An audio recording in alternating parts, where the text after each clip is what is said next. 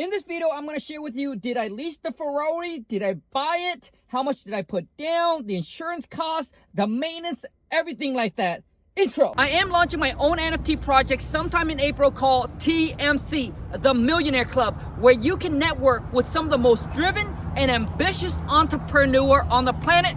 We talk about making money in stocks, real estate, crypto, NFT, metaverse, and many more. And I'm opening up the network completely for free for you. So if that sounds like something you're interested in, you want to be a part of, go ahead and click the link in my description or go to tmcnftproject.com and I'll see you on there. So the MSRP price on this Ferrari is $265,000, but I did a bunch of spec on it. So after taxes and everything, it comes out to about $335,000. When I decided to get the Ferrari, right, I walk into the dealership. I really honestly didn't really care what the price was going to be. I knew that I was going to spend probably over $300,000 on it because I want to custom build the way that I want it to be. I don't want it to look the same as any other Ferrari on the road, even though in my area it's extremely rare to see a supercar around. Now in Beverly Hills, in Canada, especially Vancouver, Canada, my wife and I, we go there all the time, and I see people driving around supercar all the time. So it's kind of normal over there. But where I live, this is extremely rare. So it feels extremely good to be able to own one and drive around in it. You definitely will go. There's going to be a lot of neck breaking, head turning, so it feels amazing. So I put about $40,000 down to get the car. I decided to actually buy the car, which is finance it, instead of leasing it. I don't want to go in and drop $325,000 cash, even though I can, but I don't want to do that. And let me tell you why. Because as an investor, all right, if you are smart with your money, you want to make sure that you can leverage your money. So you take so if you take $325,000, you go and you gave it to the dealership, guess what? Now you end up with a car, right? And the car, it cannot make you any more money from it. But guess what? But if you have the cash sitting in your bank, you can leverage that cash, all right? You can invest it into something else that can yield you way more return. Now, why do I lease the car? I know a lot of people probably say, hey, Khang, the car will depreciate. You should lease it. It's not smart when you buy it, yada, yada, yada. I think it's all come to personal choice. The reason why I decided to buy this, right, to buy it instead of leasing it is because you got to understand, it's like renting a place and owning the place. Renter will never treat the car like if they were the owner. So, and the thing is, it's just not the same. My whole thing is that, this is my first supercar. I mean, this is like a dream come true, man. To me, this is like the American dream, A guy that came over here from the age of 9, grew up in a mud hut, dropped out of high school, has debt broke, to going from driving a 1997 Honda Accord with over 200,000 miles on it to now owning a Ferrari. I want this to be something special. And I'm probably going to end up keeping this car forever. And later on, if I'm going to buy other supercar, I'm probably going to lease. I'm not going to buy it. I just want this one to be special, like I own this. So my payment on the car itself is roughly about $4,000 a month. And I think the interest rate comes out to about 4.5 or so. So I'm financing it for 84 months. I went with the longest term, the same thing as I want to take the least amount of money out of my pocket as possible. So I want to keep as much money in my pocket, in my bank account, because I can reuse that money to reinvest in other things that will yield me way high in return. So I want to keep my monthly payment as low as possible. So I went with the longest term instead of the shortest term, because I don't care if it's going to take me 3 years, 5 years, or 10 years to pay off the car, because I know I can pay off the car today if I wanted to. But so I want the least amount out of my pocket so I can still be able to own the Ferrari and drive it, all right, and still be able to have that money, right, to actually reinvest it. The reason why I don't like to lease the car is because they're like, you can only drive X amount a year, this and that. And I say, dude, so I'm kind of restricted to their rules. I say, dude, come on, man. Shit. This is my car, man. I got to do whatever the heck I want. If I want to put 15,000, 20,000 miles on it within a year, I can. I don't want to be restrict all right, about with anything. If that's the case, why even bother? This is my daily driver. I'm retiring my AMG, all right? In the wintertime, I'm gonna use my Lexus because it has all-wheel drive. This only comes in rear-wheel drive.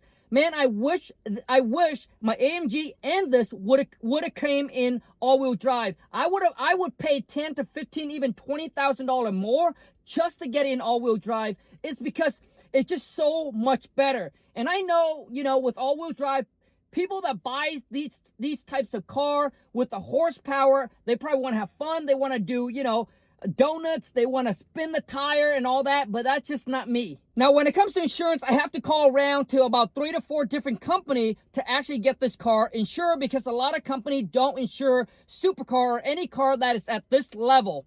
Able to find one, and roughly it's going to cost me about $10,000 a year for insurance. Now, this is a V8 twin turbo, 0 to 60 in 3.4 seconds. So this one does takes quite a bit of gas, and it only takes premium, baby, so no regular, which means you're going to spend a little bit more money in gas, especially in this economy. But when you're able to buy a Ferrari, you shouldn't worry about the gas price. If you worry about the gas price, you're probably not ready to buy one. And I think every single month I'm probably going to get my car detailed. I haven't figured out how much that's going to cost me yet. So after everything, this car is going to cost me about $7,000 a month to actually own it. I end up getting the Costa Roja.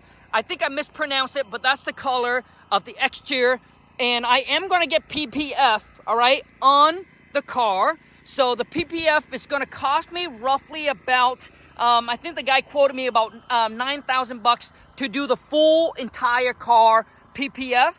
And I am going to do ceramic coating for the car as well, and that's going to cost me another $2,000. And then I went with red brake caliber. What I love about this car is you can see, man, it looks like it's a happy car. It looks like it's smiling at you, doesn't it? Here's some of the spec that I did. I went with carbon fiber. You gotta go with carbon fiber, baby. And then I went with carbon fiber here. I mean, pretty much the whole entire car, right? The inside, as much carbon fiber as I can get, I just put it on the car. Here you got wet mode, comfort, sport, race. What's so weird about this car is that there is no park, right? There is no, well, I guess there is a park button right here. But the thing is that, you know, when you actually come to a stop, you can actually, as long as your foot is on the brake, you can just push this and then shut down the car. Like, you don't have to put it in park. You don't even have to push, click on this button, because there is an auto park on it already. And for this, I went with the yellow instead of the red. The biggest cost for this car when I customize it is the seat, because my sale guy said that this color is extremely rare, and he said this is definitely one of a kind and the best spec that he have ever seen. Look at it. Don't you guys agree with him? Jeez, Lord Jesus, look at this white, black Alcantara with red stitching outline, red Ferrari logo, and when you are outside the car, dude, these seats just pop. So let me show you. Sorry about the noise, they're doing construction over there, but man, you see that? Dude, red on white. Come on, man. Shit, baby. Let's go. And with these instead, all right, I know there are the modern one, but I decided to go with this. I like the star kind of look. Look at the pipe. Come on, baby. Let's go. Woo! Dude, this thing sounds so good. I'll wrap it for you guys a little bit later, but just so you can see the back. Dude, look at that butt. Look at that booty. Damn. My sales guy did say that I could have went with the yellow brake caliber to match this, but I said, oh, hell no. I said, hell no, man. Come on, man. Shit. You gotta go red on red, baby. Dude, you can't, no way. All right, let me wrap it for you, okay?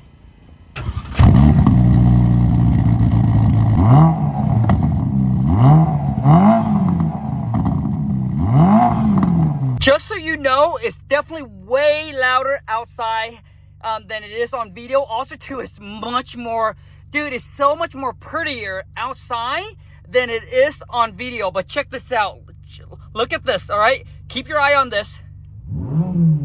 Wait. See it? Woo, baby! Anyway, I hope you enjoyed that, and I hope it answered a lot of you guys' questions, because I get so many of you have DM'd me on Instagram and have asked me, Khang, did you lease it? Did you pay all cash? Did you finance? Which route did you choose to go with? So I hope this video is able to clear that up. If you want to see more of the Ferrari, go ahead and comment down below and let me know what kind of video you want to see, and be sure to boom, smash that thumbs up.